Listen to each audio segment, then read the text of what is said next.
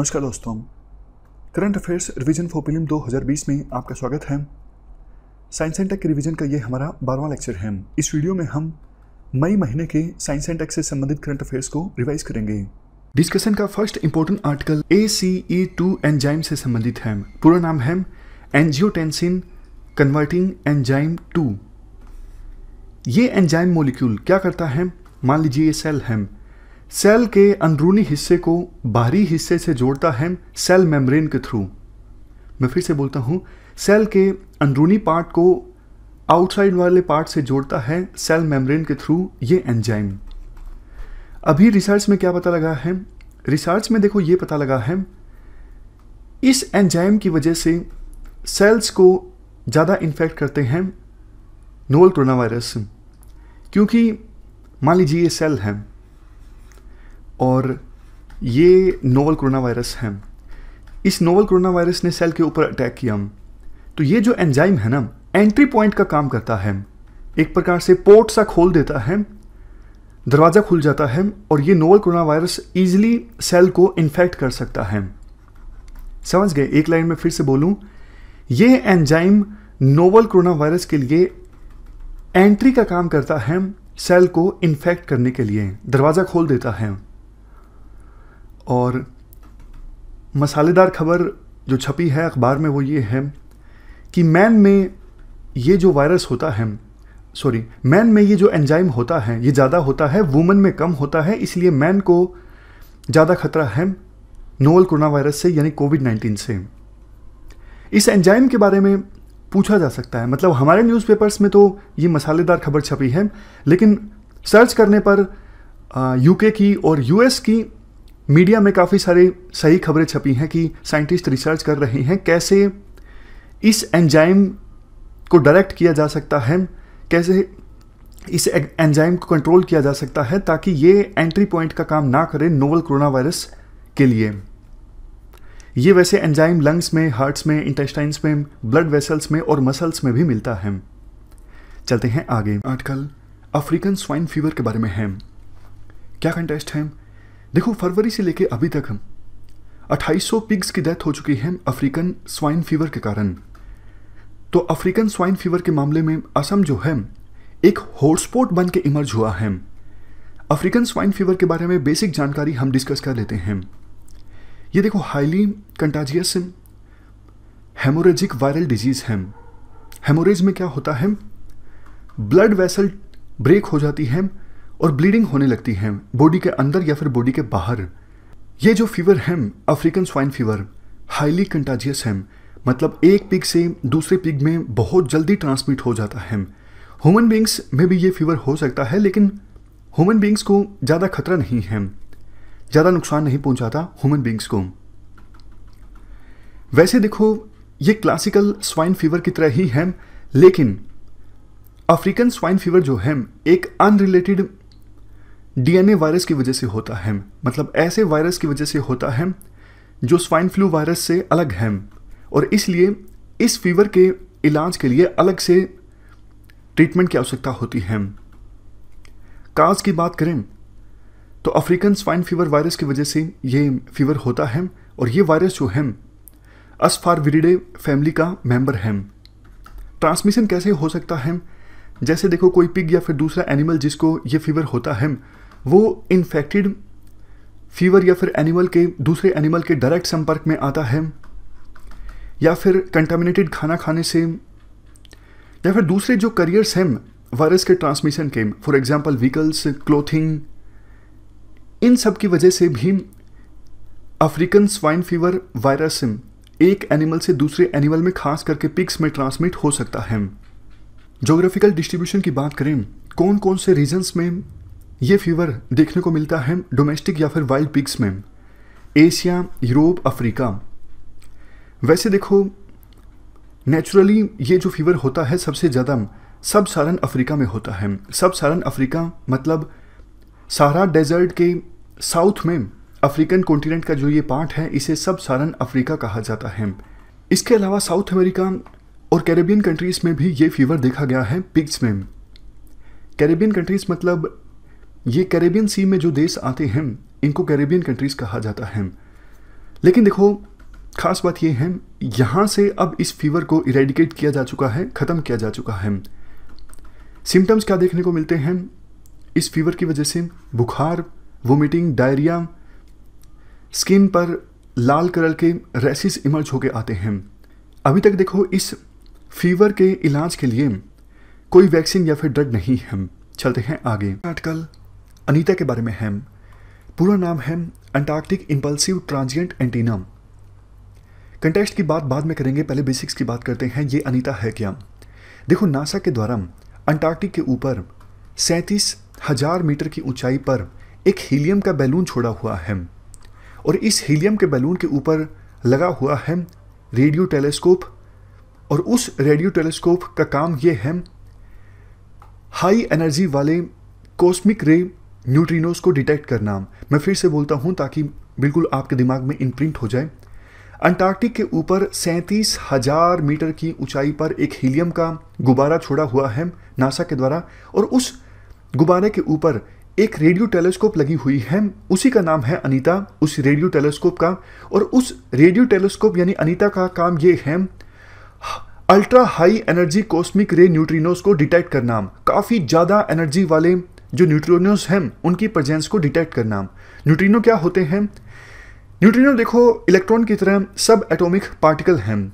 फ़र्क ये है इलेक्ट्रॉन के ऊपर तो चार्ज होता है, न्यूट्रिनो के ऊपर कोई चार्ज नहीं होता है। मास भी न्यूट्रिनो का बहुत कम होता है। इनके द्वारा बाकी पार्टिकल से इंटरेक्शन नहीं की जाती है और इंटरेक्शन नहीं होती है न्यूट्रिनोस की बाकी पार्टिकल्स के साथ, तो इसलिए इनको डिटेक्ट करना बहुत ज़्यादा मुश्किल होता है। माना यह जाता है यूनिवर्स में सबसे ज़्यादा मिलने वाले पार्टिकल्स में से एक है न्यूट्रिनोस और इन्हीं काफ़ी ज़्यादा एनर्जी वाले न्यूट्रिनोस को डिटेक्ट करना काम है अनीता का। समझ गए? अनीता के द्वारा ये डिटेक्ट किए जाते हैं अस्क्रायन इफेक्ट की सहायता से। अगर मान लीजिए यूपीएससी पूछ लेती है कि ये अस्क्रायन इफेक्ट किससे संबंधित है, कम से कम इतना तो पता होना चाहिए। जब एक जगह से काफ़ी ज़्यादा हाई एनर्जी वाले पार्टिकल्स एमिट होते हैं, वो आपस में इंटरेक्ट करते हैं, तो एक कोहेरेंट रेडियो एमिशन जनरेट होता है और उसी को प्रेडिक्ट करना काम है अस्क्रायन इफेक्ट का। तो अस्क्रायन इफेक्ट की सहायता से अनीता ने क्या किया, अंटार्कटिक में बर्फ से बहुत ज़्यादा हाई एनर्जी पार्टिकल्स एमिट हो रहे थे, उन्हें आइडेंटिफाई किया। समझ गए? अनीता का काम ही ये है हाई एनर्जी वाले न्यूट्रिनोस को डिटेक्ट करना और अंटार्कटिक में एक जगह पर बर्फ से ये हाई एनर्जी पार्टिकल्स एमिट हो रहे थे और डिटेक्ट किया गया रिसर्चर्स के द्वारा इस अनीता की सहायता से। तो रिसर्चर्स का अब ये कहना है, ये प्रूफ है एक पैरेलल यूनिवर्स वहाँ पर हो सकता है, यानी जहाँ से ये पार्टिकल्स एमिट हो रहे हैं उसके नीचे एक अलग से यूनिवर्स हो सकता है। चलते हैं आगे। आर्टिकल एक स्टेरिलाइजर के बारे में है, अतुल्य। ये एक माइक्रोवेव स्टेरिलाइजर है जिसे डेवलप किया गया है हाल ही में defence institute of advanced technology के द्वारा। किस लिए? कोविड-19 वायरस को डिसइंटीग्रेट करने के लिए, डिस्ट्रॉय करने के लिए। स्टेरिलाइजेशन का मतलब देखो ये होता है एक ऐसी प्रोसेस जो पैथोजेंस को, जैसे फंगी, बैक्टीरिया, वायरस, स्पोर्स, इनको एलिमिनेट करते हैं, रिमूव करते हैं, मारते हैं, डीएक्टिवेट करते हैं, उसको कहा जाता है स्टेरिलाइजेशन। समझ गए? फिर से बोलता हूँ, स्टेरिलाइजेशन प्रोसेस में हार्मफुल पैथोजेंस को मारा जाता है, रिमूव किया जाता है, डीएक्टिवेट किया जाता है। तो बात करें इस अतुल्य माइक्रोवेव स्टेरिलाइजर की, इसमें देखो जो नॉन मेटेलिक ऑब्जेक्ट्स होते हैं, यानी धातु से बने ऑब्जेक्ट्स को छोड़कर दूसरे जो ऑब्जेक्ट्स होते हैं उन्हें गर्म किया जाता है 50 से लेके 56 डिग्री सेल्सियस के बीच। जब देखो इस रेंज में डिफरेंशियल हीटिंग होती है नॉन मेटेलिक ऑब्जेक्ट्स की, तो वायरस जो है वो डिसइंटीग्रेट हो जाता है। ये काफ़ी अच्छा सॉल्यूशन है और अभी इसकी टेस्टिंग की गई। ह्यूमन बींग्स जो हैं वो इसको ऑपरेट कर सकते हैं, इसे इस्तेमाल करना सेफ है और पूरा जो वज़न है इसका, ये जो मशीन है स्टेरिलाइजर जिसे डेवलप किया गया है defence institute of advance technology के द्वारा, पूरा वज़न है इसका 3 किलोग्राम। यहाँ पर देखो, और गर्म कर दिया जाता है किसी नॉन मेटेलिक ऑब्जेक्ट्स को 30 सेकंड से लेके 1 मिनट तक। तो किसी नॉन मेटलिक ऑब्जेक्ट को अगर सैनिटाइज करना हो तो अतुल्य माइक्रोवेव स्टेरिलाइजर का इस्तेमाल हो सकता है। थोड़ी सी एक्स्ट्रा इन्फॉर्मेशन, ये defence institute of advance technology जो है ये पुणे में है, डीम्ड यूनिवर्सिटी है, जिसे सपोर्ट किया जाता है DRDO के द्वारा। DRDO देखो गवर्नमेंट ऑफ इंडिया की एक एजेंसी है जिसका काम है मिलिट्री रिसर्च एंड डेवलपमेंट। इसको इस्टेब्लिश किया गया था 1958 में। कौन सी मिनिस्ट्री के अंडर आती है ये agency? Ministry of defence. Headquarter कहाँ पर है? New Delhi, India. चलते हैं आगे। नाटकल कोरोना किलर 100 से संबंधित है। क्या कंटेस्ट है? देखो हमारे देश में कोविड-19 की महामारी की सिचुएशन में बहुत सारी जगहों पर ड्रोन्स का इस्तेमाल किया जा रहा है और काफ़ी पर्पजेज हैं ड्रोन के। जैसे ये देखा जा सकता है लोग पर्टिकुलर एरिया में लॉकडाउन का पालन कर रहे हैं या फिर नहीं कर रहे हैं। ड्रोन्स की सहायता से डिसइंफेक्टेंट्स का स्प्रे भी किया जा रहा है, मतलब सैनिटेशन भी किया जा रहा है पर्टिकुलर बिल्डिंग्स को, पर्टिकुलर जगहों को। इसी दिशा में कोरोना किलर 100 काफ़ी ज़्यादा सुर्खियों में है। ये देखो automated disinfecting unmanned aerial vehicle है, मतलब ऐसा ड्रोन जो ऑटोमेटिकली डिसइंफेक्टेंट्स को स्प्रे कर रहा है।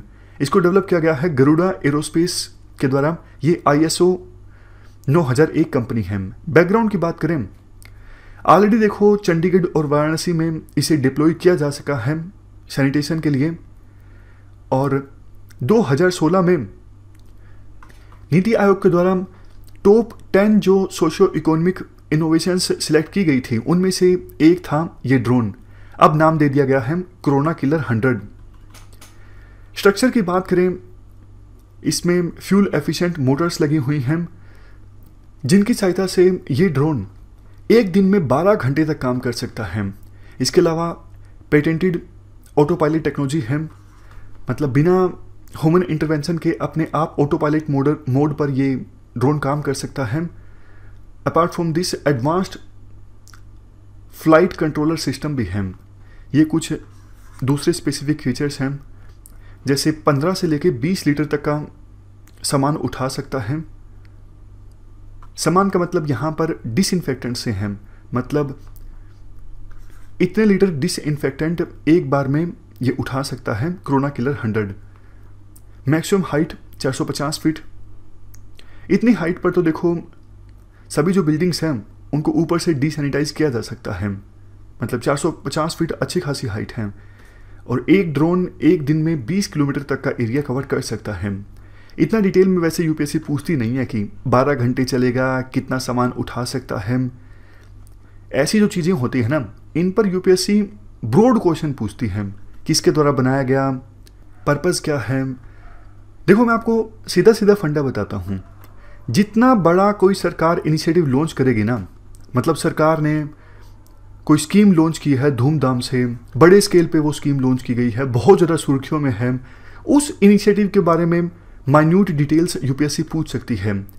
लेकिन जो छोटी छोटी चीज़ें होती हैं ना, हाँ भाई डेवलप कर लिया गया साइंटिस्ट के द्वारा, अखबार में न्यूज़ आ गई, हमने करंट अफेयर में पढ़ भी ली, उसके बारे में बिल्कुल डिटेल में जाके यूपीएससी पूछेगी एकदम से, हाँ कितने घंटे चलता है, छोटी सी डिस्कवरी थी, ऐसी संभावना कम है।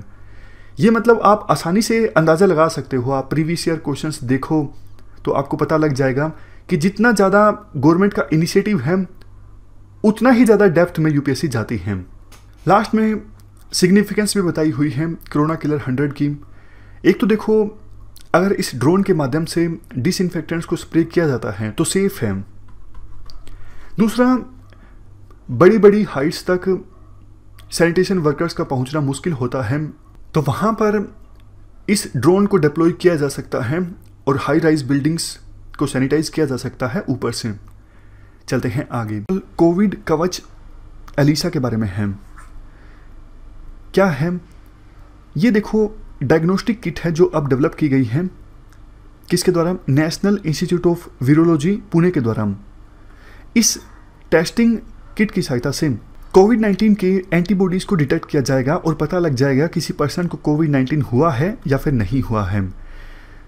जैसा देखो आपको पता है जब भी बॉडी में कोई पैथोजन एंटर करता है तो हमारी बॉडी का इम्यून सिस्टम एंटीबॉडीज़ को प्रोड्यूस करता है उन पैथोजन से लड़ने के लिए, और इन्हीं एंटीबॉडीज़ को डिटेक्ट किया जाएगा कोविड कवच एलिसा के द्वारा।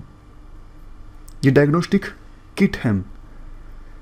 स्पेसिफिकली बात करें, इम्यूनोग्लोबुलिन जी एंटीबॉडीज़ को डिटेक्ट किया जाएगा इस टेस्टिंग किट के द्वारा। टेक्नोलॉजी ट्रांसफ़र कर दी गई है NIV के द्वारा जाइडस कैडिला को। किस लिए? ताकि बड़े स्केल पर ये कंपनी इस कोविड कवच एलिसा को प्रोड्यूस कर सके, मैन्युफैक्चर कर सके। कॉमर्शियल प्रोडक्शन के लिए अप्रूवल मिल गया है ड्रग कंट्रोलर जनरल से। इसके बाद नेक्स्ट हमारा आर्टिकल डेमो 2 मिशन के बारे में है। क्या कंटेस्ट है? नासा और स्पेसएक्स दोनों मिलकर ये मिशन लॉन्च कर रहे हैं। डेमो 2 मिशन 27 मई 2020 को कैनेडी स्पेस सेंटर से ये मिशन लॉन्च किया जाएगा। कहाँ पर है Kennedy space centre? Florida, USA में। पर्पज़ क्या है? पर्पज़ देखो ये है, डेमो 2 मिशन की सहायता से एस्ट्रोनॉट्स को इंटरनेशनल स्पेस स्टेशन पर भेजा जाएगा। कौन से एस्ट्रोनॉट्स जाएंगे? उनके नाम इस प्रकार से हैं: रॉबर्ट बेनकेन और डगलस हर्ले। UPSC एस्ट्रोनॉट्स के नाम आमतौर पर नहीं पूछती है, और अगर दूसरी स्पेस एजेंसी एस्ट्रोनॉट्स को भेज रही है तो नाम पूछे जाने की संभावना और भी कम हो जाती है। हमारा देश भेज रहा है एस्ट्रोनॉट्स को तो फिर भी चांस है, बट अभी तक तो हमने कभी एस्ट्रोनॉट्स को स्पेस में भेजा ही नहीं। गगनयान मिशन पर इसरो काम कर रही है, जल्द ही हम भी स्पेस में एस्ट्रोनॉट्स को भेजेंगे। ये जो एस्ट्रोनॉट्स भेजे जा रहे हैं नासा के द्वारा और स्पेसएक्स के द्वारा इंटरनेशनल स्पेस स्टेशन पर, ये देखो 1 से 4 महीने के लिए इंटरनेशनल स्पेस स्टेशन पर रहेंगे और फिर लौट आएंगे। नासा का एक प्रोग्राम है कॉमर्शियल क्रू प्रोग्राम, उसी का पार्ट है ये डेमो 2 मिशन।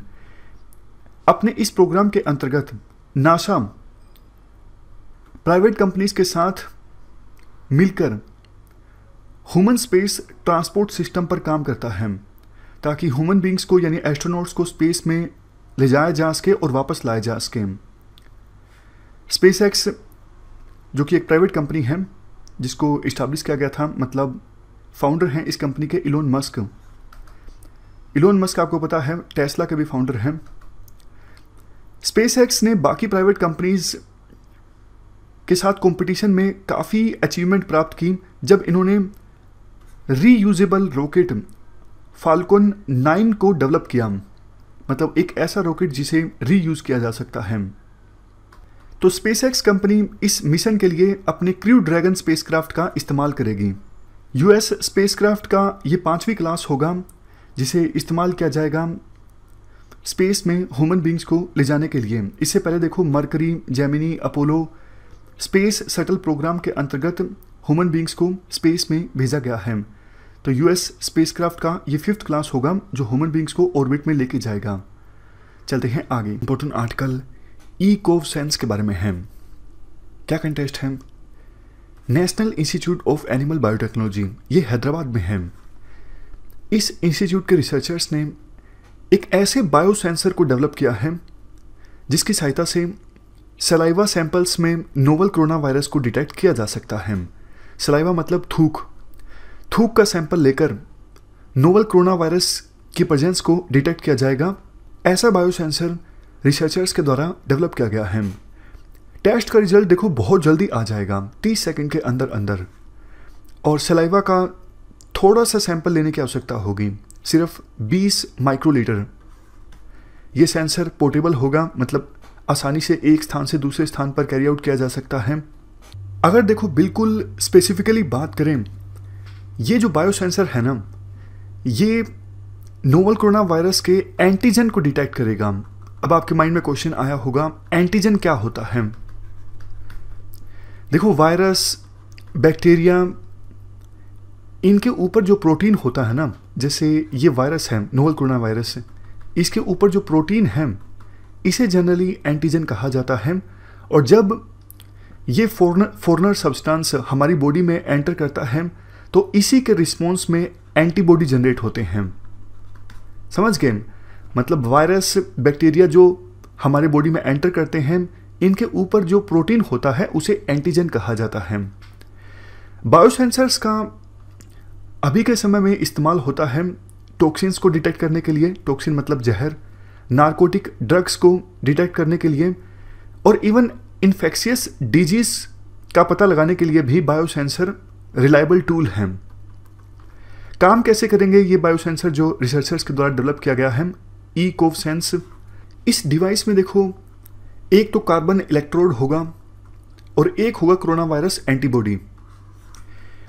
इस एंटीबॉडी के पास ऐसी कैपेबिलिटी होगी कि ये नोवल कोरोना वायरस के ऊपर जो प्रोटीन होता है, मतलब एंटीजन, जिसके बारे में हमने पिछली स्लाइड में डिस्कस किया था, उसके साथ चिपक सकता है।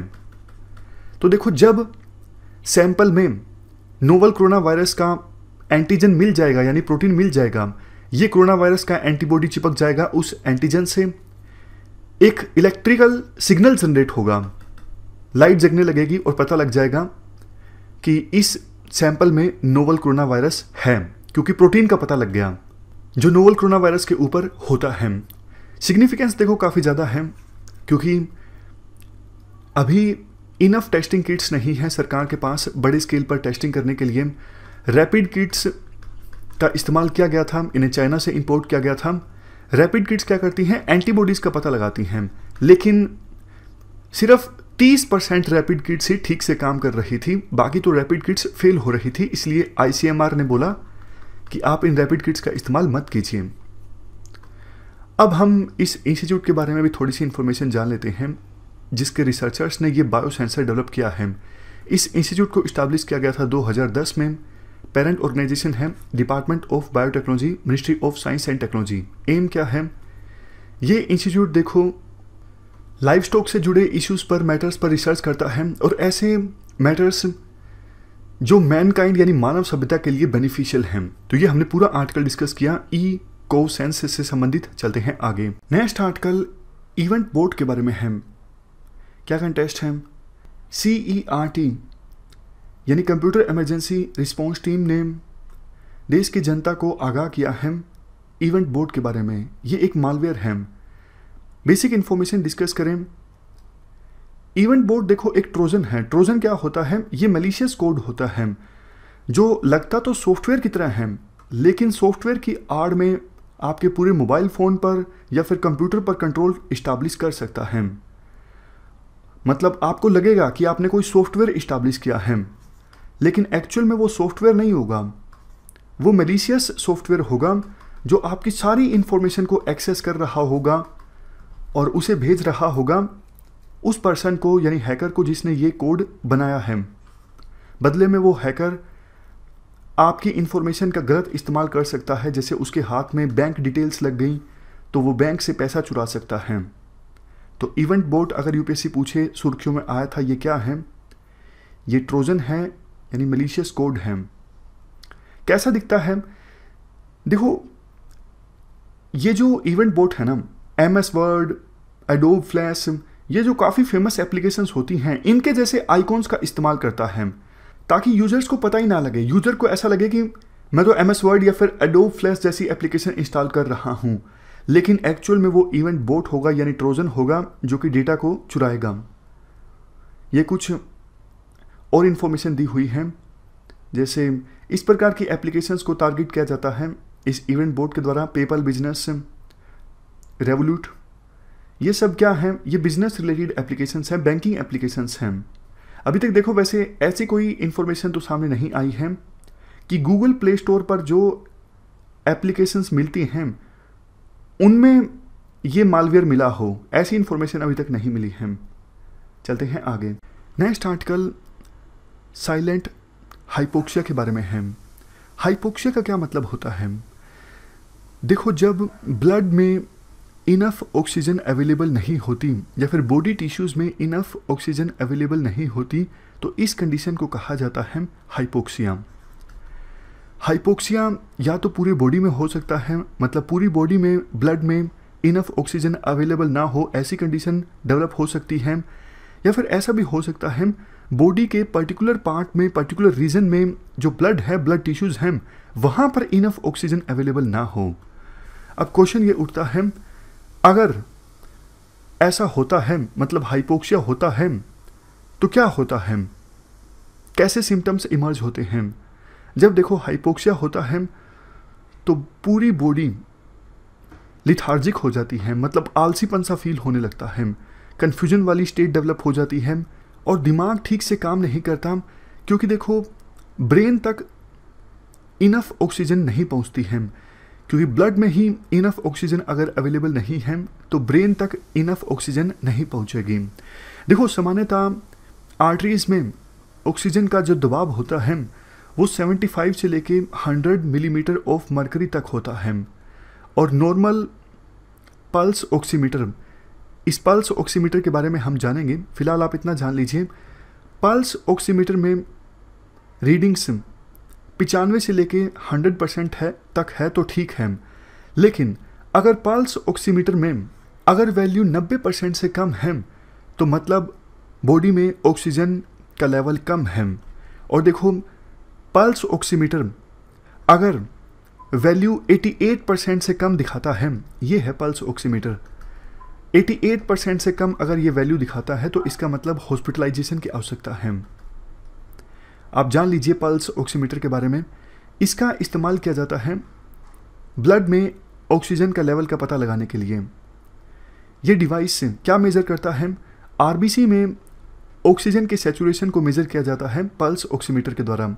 इसको उंगली के साथ अटैच किया जा सकता है इस प्रकार से, या फिर अंगूठे के साथ, नाक के साथ, पैर की उंगलियों के साथ, कान के साथ, माथे के साथ, कहीं पर भी इसको अटैच किया जा सकता है और ब्लड में ऑक्सीजन की सैचुरेशन का पता लगाया जा सकता है। ये प्रोसेस देखो इजी है, दर्द नहीं होता और इस पल्स ऑक्सीमीटर को दोबारा भी यूज़ किया जा सकता है और इवन डिस्पोज भी किया जा सकता है इस्तेमाल करने के बाद। खैर देखो हमें इस आर्टिकल में साइलेंट हाइपोक्सिया के बारे में बात करनी थी, ना कि सिर्फ हाइपोक्सिया के बारे में। देखो होता क्या है, जब बॉडी में ऑक्सीजन का लेवल कम हो जाता है ना तो सांस लेने में परेशानी होने लगती है, मतलब सांस अच्छे से नहीं आता। बट कोविड-19 के कुछ पेशेंट्स में साइलेंट हाइपोक्सिया देखने को मिला है, मतलब बॉडी में ऑक्सीजन का लेवल कम है लेकिन फिर भी ये समस्या बहुत लेट जाके पैदा हुई, सांस लेने में तकलीफ वाली। अगर देखो शुरुआत में ही सांस लेने में तकलीफ होगी तो पता लग जाएगा ना कि बॉडी में ऑक्सीजन का लेवल कम है, उस पर्सन को हॉस्पिटलाइज करवाया जा सकता है।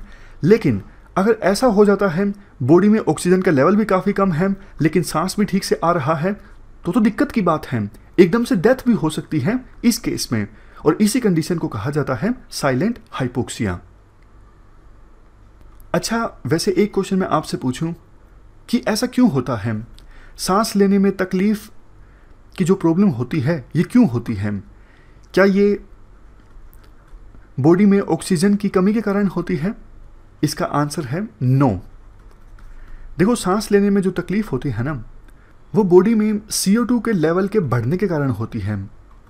जब बॉडी में ऑक्सीजन की कमी होती है तो उसी समय CO2 का लेवल भी बढ़ जाता है और लंग्स CO2 को बॉडी से निकाल नहीं पाते, बॉडी में कार्बन डाइऑक्साइड का लेवल बढ़ जाता है, इसी वजह से सांस लेने में दिक्कत आती है। और इस मेडिकल डिवाइस के बारे में हम डिस्कस कर ही चुके हैं, पल्स ऑक्सीमीटर, जिसकी सहायता से बॉडी में ऑक्सीजन के लेवल का पता लगाया जा सकता है। बॉडी में मतलब ब्लड में, जब भी हमने बात की इस आर्टिकल में कि बॉडी में ऑक्सीजन का लेवल मतलब ब्लड में ऑक्सीजन का लेवल। चलते हैं आगे। Article iron manganese based biodegradable alloys के बारे में है। क्या कंटेस्ट है? कंटेस्ट की बात बाद में करेंगे, पहले न्यूज़ डिस्कस करते हैं। देखो अक्सर जब बॉडी में कोई बोन थोड़ा सा ब्रेक हो जाती है या फिर जॉइंट्स पर मेटलिक इम्प्लांट्स का इस्तेमाल किया जाता है बोन्स को सपोर्ट प्रोवाइड करने के लिए, मैकेनिकल सपोर्ट प्रोवाइड करने की आवश्यकता होती है, इसलिए डॉक्टर्स इन मेटलिक इम्प्लांट्स का इस्तेमाल करते हैं। बट होता क्या है, ह्यूमन बॉडी में ये जो मेटलिक इम्प्लांट्स होते हैं ये परमानेंटली रह जाते हैं और इनकी वजह से बॉडी में लंबे समय में साइड इफ़ेक्ट हो जाते हैं, जैसे टॉक्सिटी यानी जहर फैलता है और जलन भी होने लगती है। लेकिन अब इंडियन साइंटिस्ट ने मिलकर new generation iron manganese based alloys को डेवलप किया है।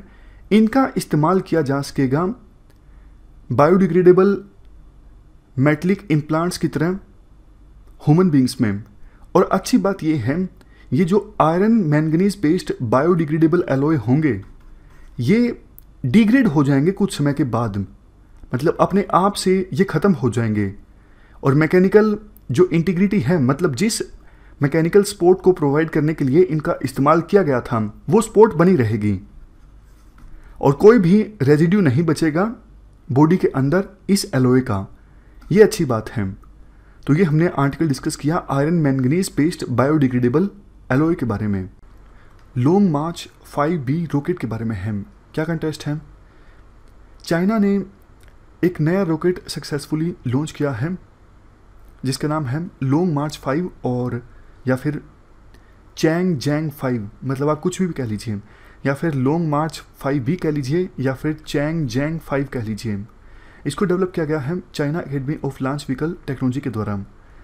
इस रॉकेट की सहायता से चाइना ने एक स्पेसक्राफ्ट का नमूना भी स्पेस में भेजा। एक्चुअली देखो, चाइना का एम्बिशन ये है कि जैसे इंटरनेशनल स्पेस स्टेशन है उसी प्रकार का अपना एक खुद का परमानेंट स्पेस स्टेशन इस्टेब्लिश किया जाए। इसके अलावा चाइना का एम्बिशन ये भी है मून पर चाइनीज़ एस्ट्रोनॉट्स को भेजा जाए। अभी तक देखो यूएसए एकमात्र ऐसा देश है जो मून पर अपने एस्ट्रोनॉट्स को भेज पाया है। चाइना भी चंद्रमा पर अपने एस्ट्रोनॉट्स को भेजना चाहता है। इन्हीं एम्बिशंस पर काम करते हुए चाइना ने इस रॉकेट का एक्सपेरिमेंट किया। ये पहला चाइनीज़ लॉन्च व्हीकल है जिसको इस प्रकार से डिज़ाइन किया गया है कि इसका फोकस होगा non hypergolic liquid rocket propellants पर। देखो, हाइपरगोलिक लिक्विड रॉकेट प्रोपेलेंट्स का क्या मतलब होता है? इसमें यह होता है रॉकेट के कंपोनेंट्स है जैसे ऑक्सीडाइजर, फ्यूल, वो जैसे ही आपस में एक दूसरे के टच में आते हैं इग्निशन जो है वो स्टार्ट हो जाता है। इग्निशन मतलब आग लग जाती है और रॉकेट ऊपर जाने लगता है। ये स्पॉन्टेनियसली होता है। जैसे ही रॉकेट के ये कंपोनेंट्स फ्यूल और ऑक्सीडाइजर एक दूसरे के कांटेक्ट में आते हैं तो इग्निशन स्टार्ट हो जाता है। ये कुछ और दूसरे फीचर्स भी बताए गए हैं लॉन्ग मार्च 5B रॉकेट के। जैसे अगर देखो किसी सैटेलाइट को लॉन्च करना हो लो अर्थ ऑर्बिट में तो 25,000 किलोग्राम तक का सैटेलाइट लॉन्च किया जा सकता है, और अगर सैटेलाइट को जियो सिंक्रोनस ट्रांसफ़र ऑर्बिट में लॉन्च करना हो तो 14,000 किलोग्राम तक का सैटेलाइट लॉन्च किया जा सकता है। इस रॉकेट की सहायता से एक प्रोटोटाइप स्पेसशिप भी लॉन्च किया गया। देखो, प्रोटोटाइप का मतलब होता है नमूना। एक स्पेसशिप चाइना डेवलप करना चाहता है जिसकी सहायता से चाइना 2022 से पहले कंप्लीट होने वाले अपने स्पेस स्टेशन पर एस्ट्रोनॉट्स को भेजेगा। इसके अलावा इवेंचुअली चंद्रमा पर चाइना अपने एस्ट्रोनॉट्स को भेजना चाहता है, उसका भी इस्तेमाल किया जाएगा उसी स्पेसशिप के लिए। स्पेसशिप अभी पूरी तरह से बना नहीं है और उसी का नमूना लॉन्च किया गया चाइना के द्वारा इस रॉकेट की सहायता से। आप एक प्रकार से कह सकते हो स्पेसशिप को चेक करने के लिए चाइना ने इस स्पेसशिप का नमूना भेजा इस रॉकेट के साथ। Next article national technology day से संबंधित है। क्या कंटेस्ट है? 1999 के बाद से ही हर साल 11 मई का जो दिन है ये नेशनल टेक्नोलॉजी डे के रूप में ऑब्जर्व किया जाता है। क्वेश्चन उठता है आखिरकार 11 मई ही क्यों और कोई दिन क्यों नहीं? क्योंकि देखो 11 मई को हमने 3 न्यूक्लियर बॉम्ब्स को डेटोनेट किया था, मतलब न्यूक्लियर एक्सपेरिमेंट किया था। उसके बाद हम न्यूक्लियर पावर बन गए और इसी दिन हमने फर्स्ट स्वदेशी एयरक्राफ्ट को टेस्ट किया था बेंगलोर में जिसका नाम है हंसा 3। ये 1998 की बात है और 11 मई के ही दिन हमने न्यूक्लियर एक्सपेरिमेंट किया था। तो हमारे साइंटिफिक टेक्नोलॉजिकल अचीवमेंट्स को सेलिब्रेट करने के लिए 11 मई का दिन नेशनल टेक्नोलॉजी डे के रूप में ऑब्जर्व किया जाता है। इस बार सेलिब्रेशन को ऑब्जर्व किया गया ministry of science and technology के अंतर्गत एक बोर्ड है टेक्नोलॉजी डेवलपमेंट बोर्ड, और दूसरी तरफ कॉन्फेडरेशन ऑफ इंडियन इंडस्ट्री यानी CII के द्वारा मिलके एक कॉन्फ्रेंस ऑर्गेनाइज की गई थी इस दिन को सेलिब्रेट करने के लिए। थीम थी कॉन्फ्रेंस की rebooting the economy through science technology and research translations titled restart. अब हम टेक्नोलॉजी डेवलपमेंट बोर्ड के बारे में जान लेते हैं और कॉन्फेडरेशन ऑफ इंडियन इंडस्ट्री के बारे में भी थोड़ा सा जान लेते हैं। देखो ये स्टैट्यूटरी बॉडी है, टेक्नोलॉजी डेवलपमेंट बोर्ड की हम बात करें, इसको इस्टेब्लिश किया गया था टेक्नोलॉजी डेवलपमेंट बोर्ड एक्ट 1995 के अंतर्गत। काम क्या है? काम ये है स्वदेशी जो टेक्नोलॉजी है, इंडिजिनस टेक्नोलॉजी, इसको प्रमोट करना, इसकी डेवलपमेंट को प्रमोट करना और ये भी इंश्योर करना कि स्वदेशी टेक्नोलॉजी का कॉमर्शलाइजेशन भी हो, मतलब ऐसे प्रोडक्ट्स ज़्यादा बने जिसमें स्वदेशी टेक्नोलॉजी का इस्तेमाल हो। इसके बाद एक और इम्पोर्टेंट चीज़, देखो रिसर्च या फिर डेवलपमेंट इंस्टीट्यूशंस जो टेक्नोलॉजी डेवलप करने की दिशा में काम कर रहे हैं, अगर उनको लोन की आवश्यकता होती है तो लोन भी प्रोवाइड किया जाता है इस बोर्ड के द्वारा। एंटरप्राइजेस को एनकरेज किया जाता है कि आप ज़्यादा से ज़्यादा टेक्नोलॉजी ओरिएंटेड प्रोडक्ट्स को डेवलप करो। अब बात करें कॉन्फेडरेशन ऑफ इंडियन इंडस्ट्री की। ये देखो non governmental not for profit organisation है, ये industry led and industry managed organisation है।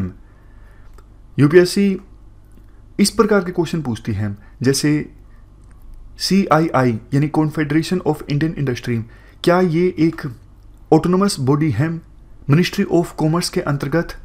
बिल्कुल भी नहीं। ये non governmental not for profit industry led and industry managed organisation है, जिसको इस्टेब्लिश किया गया था 1895 में। बहुत पुरानी ये बॉडी है। ऑलमोस्ट 9000 से ज़्यादा मेंबर्स हैं इस ऑर्गेनाइजेशन में, प्राइवेट सेक्टर से भी और पब्लिक सेक्टर से भी, इंक्लूडिंग SMEs यानी स्मॉल मीडियम एंटरप्राइजेज और MNCs। इसके अलावा 265 नेशनल और रीजनल सेक्टरल इंडस्ट्रियल बॉडीज़ की 3 लाख एंटरप्राइजेज की भी इनडायरेक्ट मेंबरशिप है इस कॉन्फेडरेशन ऑफ इंडियन इंडस्ट्री में। रोल क्या है? ये देखो गवर्नमेंट ऑफ इंडिया के साथ मिलकर काम करती है पॉलिसी इश्यूज पर।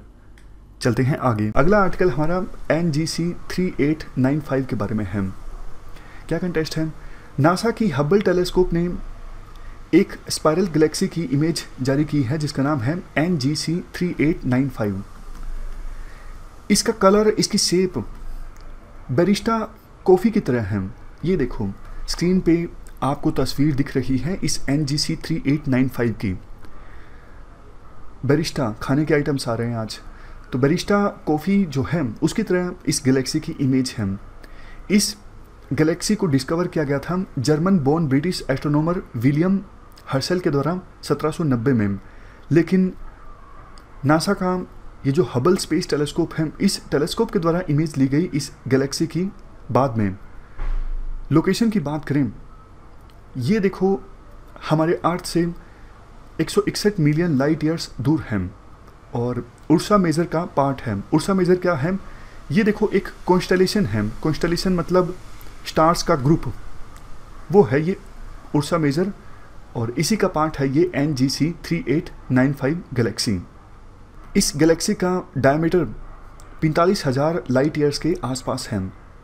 तो यूपीएससी क्वेश्चन पूछेगी तो इस प्रकार से पूछेगी, NGC 3895 ये हाल ही में न्यूज़ में थी, ये क्या है?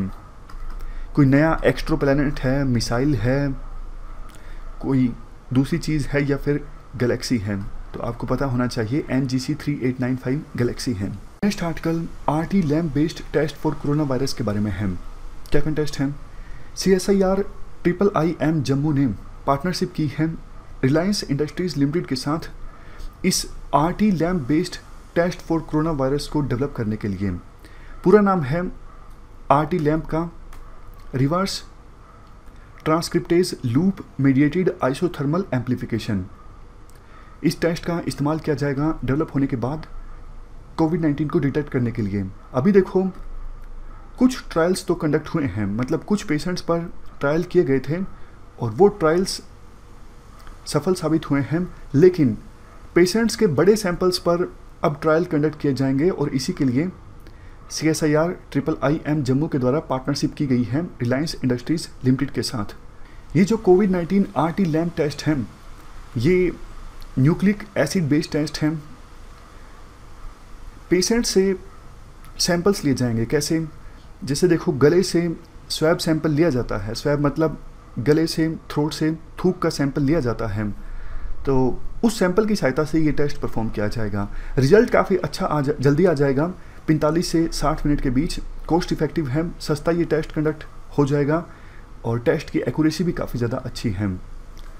फ़ायदा ये होगा, देखो इतना जल्दी टेस्ट का रिजल्ट आ जाएगा, तो मान लीजिए किसी को ट्रेन की यात्रा करनी है, प्लेन की यात्रा करनी है, तो यात्रियों को यात्रा करने से पहले ये टेस्ट परफॉर्म उनका किया जा सकता है।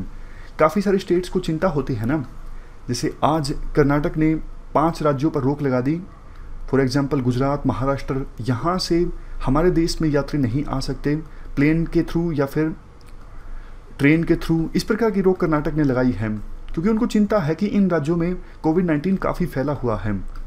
तो इस प्रकार के टेस्ट जब कंडक्ट होंगे तो फिर कर्नाटक ने जैसे रोक लगाई है ऐसी रोक कम लगानी पड़ेगी। और ये टेस्ट देखो मिनिमम सेटअप की सहायता से परफॉर्म किया जा सकता है, तो मोबाइल यूनिट्स या फिर कियोस्क लगा के भी इन टेस्ट को परफॉर्म करना आसान होगा। जगह जगह पे जैसे आपने देखा होगा, वो कोचिंग की एडवर्टाइजमेंट करने के लिए एक छतरी लगा के नहीं बैठ जाते कियोस्क लगा के, तो उस प्रकार का छोटा छोटा कियोस्क लगा के ये टेस्ट परफॉर्म किया जा सकेगा। नेक्स्ट आर्टिकल स्मॉल पॉक्स के बारे में है। क्या कंटेस्ट है? WHO ने और UN की पोस्टल एजेंसी ने हाल ही में स्मॉल पॉक्स के इरेडिकेशन से संबंधित एक पोस्टेज स्टैंप रिलीज की। अब देखो 40 साल पूरे हो गए हैं जब वर्ल्ड से स्मॉल पॉक्स को इरेडिकेट किया गया था, तो स्मॉल पॉक्स के इरेडिकेशन के 40वीं एनिवर्सरी के मौके पर WHO और UN की पोस्टल एजेंसी ने मिलके एक स्टैंप रिलीज की है।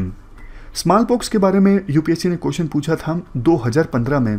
यूपीएससी ने यह पूछा था कि इनमें से कौन सा जो डिजीज़ है अब वर्ल्ड से पूरी तरह से इरेडिकेट हो गया है, तो उसमें एक ऑप्शन था स्मॉल पॉक्स। फ्यूचर में भी इसी प्रकार के क्वेश्चन यूपीएससी के द्वारा पूछे जा सकते हैं। स्मॉल पॉक्स देखो एक इन्फेक्शियस डिजीज़ है जो एक पर्सन से दूसरे पर्सन में फैलता है, यानी ह्यूमन टू ह्यूमन ट्रांसमिशन होता है। ये 2 वायरस वेरिएंट्स की वजह से होता है, या तो वेरियोला मेजर या फिर वेरियोला माइनर। सिम्टम्स की बात करें, जिस पर्सन को स्मॉल पॉक्स होता है उसमें बुखार होता है, उल्टी आती है, मुंह पर दाने हो जाते हैं, स्किन पर रैसेस आ जाते हैं, और धीरे धीरे जो दाने होते हैं मुंह पर उसमें देखो लिक्विड भर जाता है। मोर्टेलिटी रेट भी काफ़ी ज़्यादा हाई है स्मॉल पॉक्स में, 30% तक, और ख़ास करके बेबीज़ में मोर्टेलिटी रेट और भी ज़्यादा होती है। इरेडिकेशन की बात करें, देखो लास्ट नेचुरली ओकरिंग केस को अक्टूबर 1977 में इस केस का इलाज कर दिया गया था, और उसके बाद कोई नेचुरली ओकरिंग केस नहीं इमर्ज हुआ है स्मॉल पॉक्स का। WHO ने 1980 में ऑफिशियली ये सर्टिफाई कर दिया कि ये डिजीज़ जो है अब पूरी तरह से ख़त्म हो चुका है, स्मॉल पॉक्स जिसको हिंदी में चेचक के नाम से जाना जाता है। चलते हैं आगे। आर्टिकल स्टाइरिन गैस के बारे में है। क्या कंटेस्ट है? देखो आंध्र प्रदेश में गोपालपट्टनम एक जगह है। गोपालपट्टनम में LG कंपनी का प्लास्टिक का एक प्लांट है। 1.5 महीने तक ये प्लांट बंद था लॉकडाउन की वजह से, और 1.5 महीने बाद जैसे ही इस प्लांट को फिर से स्टार्ट करने की कोशिश की गई, एक गैस लीक हो गई इस प्लांट से जिसका नाम है स्टाइरिन गैस। इस गैस के लीक होने की वजह से आसपास के 3 किलोमीटर के दायरे में 5000 से ज़्यादा लोग बीमार हो गए एकदम से, और उनमें से 11 लोगों की डेथ भी हो गई। तो स्टाइरिन गैस के बारे में हम बेसिक जानकारी डिस्कस कर लेते हैं। ये देखो फ्लेमेबल लिक्विड है, मतलब इवन नॉर्मल वर्किंग टेम्परेचर पर भी इस लिक्विड में आसानी से आग लग जाती है और वेपर में कन्वर्ट हो जाता है लिक्विड। स्टाइरिन गैस का इस्तेमाल होता है polystyrene plastics, fibre glass, rubber, latex, इन सब चीज़ों की मैन्युफैक्चरिंग में। कहाँ पर मिलती है ये गैस? ये देखो व्हीकल्स से जो धुआं निकलता है, जो एग्जॉस्ट निकलता है, उनमें होती है, सिगरेट का स्मोक, इवन नेचुरल फूड्स जैसे फ्रूट्स और वेजिटेबल्स में भी मिलती हैं। अब बात करते हैं क्या नुकसान हो सकते हैं अगर कोई पर्सन इस गैस में एक्सपोज्ड होता है। अगर देखो थोड़े समय के लिए कोई पर्सन इस गैस के चपेटे में आता है तो सांस लेने में दिक्कत आ सकती है, आंखों में इरिटेशन हो सकती है, म्यूकस मेम्ब्रेन में भी इरिटेशन हो सकती है। म्यूकस मेम्ब्रेन का काम क्या होता है? जैसे देखो बॉडी के आउटर पार्ट्स के ऊपर स्किन होती है जो हमें बचाती है हार्मफुल रेज से, और भी स्किन के बहुत सारे काम होते हैं। उसी प्रकार से बॉडी के अंदर जो इंटरनल पार्ट्स होते हैं ना, इंटरनल पार्ट्स के ऊपर होती है ये म्यूकस मेम्ब्रेन, और इंटरनल पार्ट्स को बचाती है। अगर थोड़े समय के लिए कोई पर्सन इस गैस के चपेटे में आता है तो गैस्ट्रो इंटेस्टिनल इश्यूज भी हो सकते हैं। और अगर देखो लॉन्ग टर्म एक्सपोजर हो तो सेंट्रल नर्वस सिस्टम प्रभावित हो सकता है, कैंसर हो सकता है, और काफ़ी केसेस में वो पर्सन्स कैंसर का शिकार भी डिप्रेशन का शिकार भी हो सकते हैं। सिम्टम्स की बात करें तो सर में दर्द, सुनने की शक्ति जा सकती है, कम हो सकती है, काफ़ी लेजीनेस यानी थकावट महसूस करना, कमजोरी महसूस करना, कंसंट्रेशन में दिक्कत, ये सारे सिम्टम्स होते हैं जब कोई पर्सन इस गैस के चपेटे में आता है। वैसे देखो बहुत से लोग इस गैस लीक को कंपेयर कर रहे हैं 1984 के भोपाल ट्रेजेडी से, लेकिन उस केस में जो गैस थी मिथाइल आइसोसाइनेट, वो देखो बहुत ही ज़्यादा हार्मफुल थी, बहुत जहरीली वो गैस थी। तो उस हादसे से इस हादसे को कंपेयर नहीं किया जा सकता। और लास्ट में एक और इम्पोर्टेंट चीज़, वाटर जो है एंटीडोट है इस गैस के अगेंस्ट। तो वो लोग जो इस गैस में एक्सपोज हुए हैं, अगर वो पानी पीते हैं ज़्यादा या फिर पानी में डूब जाते हैं तो इस गैस का जो प्रभाव है वो कम हो जाता है। चलते हैं आगे। नेक्स्ट आर्टिकल सुपर अर्थ के बारे में है। क्या कंटेस्ट है? कैंटरबरी यूनिवर्सिटी के साइंटिस्ट ने एक ऐसी नई सुपर अर्थ प्लैनेट को डिस्कवर किया है जो कि देखो गैलेक्टिक बल्ज गैलेक्सी के सेंटर की तरफ लाई करती है। तो यूपीएससी पूछेगी तो सुपर अर्थ के बारे में पूछ सकती है। सुपर अर्थ क्या है? देखो सुपर अर्थ का कोई हैबिटेबल कंडीशन से लेना देना नहीं है। मतलब ऐसा कुछ नहीं है कि कोई ऐसा प्लैनेट हो जहां पर कंडीशंस अर्थ जैसी हो तो उसे सुपर अर्थ कहा जाता है, नहीं। सुपर अर्थ का लेना देना है मास से। पहले आप मुझे एक बात बताइए, एक्सो प्लैनेट का क्या मतलब होता है? वो प्लैनेट जो सन के अलावा दूसरे स्टार्स के चारों ओर चक्कर काटते हैं तो उन्हें कहा जाता है एक्सो प्लैनेट। मैं फिर से बोलता हूं, वो प्लैनेट्स जो सन के अलावा दूसरे जो स्टार्स हैं उनके चारों ओर चक्कर काटते हैं उन्हें कहा जाता है एक्सो प्लैनेट्स। तो सुपर अर्थ वो एक्सो प्लैनेट है जिसका मास अर्थ से ज़्यादा है, लेकिन नेपच्यून और यूरेनस ये जो प्लैनेट्स हैं इनसे कम हैं। जबकि नेपच्यून और यूरेनस इनका मास कितना है? इनका मास अर्थ के मास से ऑलमोस्ट 15 से लेके 17 गुना है। अगर मान लीजिए अर्थ का मास 1 यूनिट है तो नेपच्यून और यूरेनस ये जो प्लैनेट्स हैं इनका मास 15 से लेके 17 यूनिट के बीच में है। तो सुपर अर्थ का जो मास होगा 1 यूनिट से लेके 15 यूनिट के बीच में होगा, या फिर 1 यूनिट से लेके 17 यूनिट के बीच में होगा। समझ गए? तो सुपर अर्थ अगर यूपीएससी पूछती है तो ये मास से संबंधित कंसेप्ट है, ना कि आप कंफ्यूज हो जाओ कि वो प्लैनेट, वो एक्सो प्लैनेट जहां पे अर्थ जैसी कंडीशंस मिलती है वो सुपर अर्थ है, नहीं। सिर्फ मास से लेना देना है। आर्टिकल तियानवन के बारे में है। ये चाइना का देखो पहला मार्स मिशन है। जल्द ही चाइना अपने इस पहले मार्स मिशन को लॉन्च करेगा जिसका नाम है तियानवन-1। कंपोनेंट्स की बात करें, तियानवन देखो ऑल इन वन है। इसमें ऑर्बिटर, लैंडर, रोवर सब कुछ है। मार्स के ऊपर लैंड करने के बाद ये जो चाइना का मिशन है वाटर, आइस इनकी खोज करेगा, सॉइल कैरेक्टरिस्टिक्स को इन्वेस्टिगेट करेगा और एटमॉस्फेयर को भी स्टडी करेगा। कौन से रॉकेट के द्वारा इसे लॉन्च किया जाएगा तियानवन-1 को? लॉन्ग मार्च 5 रॉकेट। और अगर देखो चाइना का ये मिशन सफल रहता है तो यूएसएसआर और यूएसए के बाद चाइना वर्ल्ड में तीसरा ऐसा स्टेट होगा जिसका मार्स पर लैंड करवाने का जो मिशन है वो सक्सेसफुल होगा। ये जो मिशन है एक्सपेक्टेशन के अनुसार 2021 के पहले क्वार्टर में मार्स पर लैंड करेगा। और इसी टाइम पीरियड में नासा का भी अपना एक मार्स मिशन जिसका नाम है परसिवरेंस, इसे नासा के द्वारा लॉन्च किया जाएगा। और नासा का ये मिशन, मार्स मिशन परसिवरेंस, ये मार्स प्लैनेट से संबंधित सैंपल्स को कलेक्ट करेगा और वापस धरती पर लेके आएगा इस अपने 2 पार्ट्स कैंपेन में। तो ये हमने आर्टिकल डिस्कस किया तियानवन-1 के बारे में। चलते हैं आगे। आर्टिकल Y2K बग के बारे में है। पहले इस Y2K बग का मतलब आप समझ लीजिए, उसके बाद डिटेल से जानेंगे ये बग है क्या। वैसे कंटेक्स्ट क्या है? कंटेक्स्ट ये है, प्रधानमंत्री मोदी ने अपनी स्पीच में इस बग का जिक्र किया था। तो क्या मतलब है Y2K का? Y का मतलब है ईयर, 2 का मतलब है 2 और K का मतलब है 1000। जैसे कई बार 1000 को रिप्रेजेंट करने के लिए हम K का इस्तेमाल करते हैं। फॉर एग्जाम्पल 10,000 लिखना हो तो हम लिखते हैं 10K। तो उसी प्रकार से K मतलब 3 जीरो है यहाँ पर, Y 2000 या फिर Y2K बोल लीजिए। तो ये सिंपल मतलब है Y2K का। ये बग थी क्या?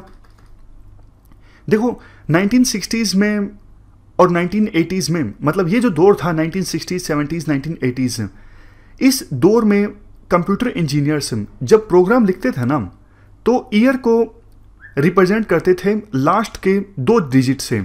फॉर एग्जांपल 1980 लिखना हो तो पूरा नहीं लिखते थे, सिर्फ लास्ट के 2 डिजिट 80 का इस्तेमाल किया करते थे। उसी प्रकार से 65 लिखना हो, 1965 लिखना हो तो 1965 नहीं लिखा करते थे, सिर्फ 65। डेट भी इस प्रकार से लिखी जाती थी 02/04/65। अब देखो ऐसा कुछ समय के लिए चलता रहा। आपके दिमाग में वैसे ये भी आया होगा ऐसा क्यों लिखते थे वो? ऐसा इसलिए क्योंकि मेमोरी कम स्टोर होती थी तो कॉस्ट कम आती थी। तो ऐसा बहुत सालों तक चलता रहा। लेकिन देखो एकदम से कंप्यूटर इंजीनियर्स के दिमाग में आया कि 31 दिसंबर 1999 के बाद क्या होगा। उसके बाद तो अगर हम 00 लिखेंगे साल को रिप्रेजेंट करने के लिए तो कंप्यूटर्स तो मान लेंगे कि ये 00 तो है, वो 1900 है, 2000 नहीं है। मतलब हम 100 साल पीछे चले जाएंगे, क्योंकि कंप्यूटर्स को लगेगा कि साल को रिप्रेजेंट करने के लिए ये जो 00 है ये 19 के बाद वाला 00 है, ना कि 20 के बाद वाला 00। और तब तक तो देखो 2000 आते आते आपको पता है कंप्यूटर्स का रोल बहुत ज़्यादा बड़ा हो गया था विभिन्न देशों की इकोनॉमिक्स में। बैंकिंग, सैटेलाइट्स, एग्रीकल्चर, मतलब हर एक सेक्टर में कंप्यूटर्स का रोल बहुत बड़ा हो गया था। तो कंप्यूटर इंजीनियर्स को डर लगने लगा कि प्रॉब्लम को ठीक नहीं किया गया तो कंप्यूटर का काम करने का सारा जो तरीका है वो गड़बड़ा जाएगा, क्योंकि डेट्स को सही ढंग से कंप्यूटर्स रिकॉग्नाइज ही नहीं कर पाएंगे। तो बड़े स्केल पर खास करके यूएसए और कुछ वेस्टर्न कंट्रीज ने प्रयास करने स्टार्ट किए कि इन कंप्यूटर्स को ठीक किया जाए ताकि 31 दिसंबर 1999 के बाद यह समस्या ना आए, कंप्यूटर्स काम करना बंद ना करें। तो इसके लिए देखो बड़े स्केल पे कंप्यूटर इंजीनियर्स की आवश्यकता थी। और कौन सा देश बड़े स्केल पर कंप्यूटर इंजीनियर्स प्रोवाइड कर सकता था? आंसर था इंडिया, क्योंकि 1990s में इंडिया एक बड़ी आईटी पावर के रूप में इमर्ज होना स्टार्ट हो गया था। हालांकि देखो सही ढंग से तो 2004 के बाद इंडिया आईटी पावर के रूप में इमर्ज होकर आया था, लेकिन जैसे 1992-93 में इन्फोसिस इस्टेब्लिश हो गई थी, विप्रो जैसी कंपनीज भी इस्टेब्लिश हो गई थी उस समय। तो इंडिया में काफ़ी सारी आईटी कंपनीज थी और उन आईटी कंपनीज ने कंप्यूटर इंजीनियर्स को हायर करना स्टार्ट किया और उन कंप्यूटर इंजीनियर्स ने ये बग ठीक करनी स्टार्ट की। तो एक बहुत बड़ा क्राइसिस हम अवॉइड कर सके थे। यही है Y2K बग। इसका फ़ायदा देखो एक ये भी हुआ कि इंडिया की आईटी कंपनीज ने अपना लोहा मनवाया पूरे वर्ल्ड में। तो वेस्टर्न कंट्रीज की कंपनीज ने हमारी आईटी कंपनीज को प्रोजेक्ट देना स्टार्ट किया था। तो इस डिस्कशन में फ़िलहाल इतना ही है। Thank you very much for discussion.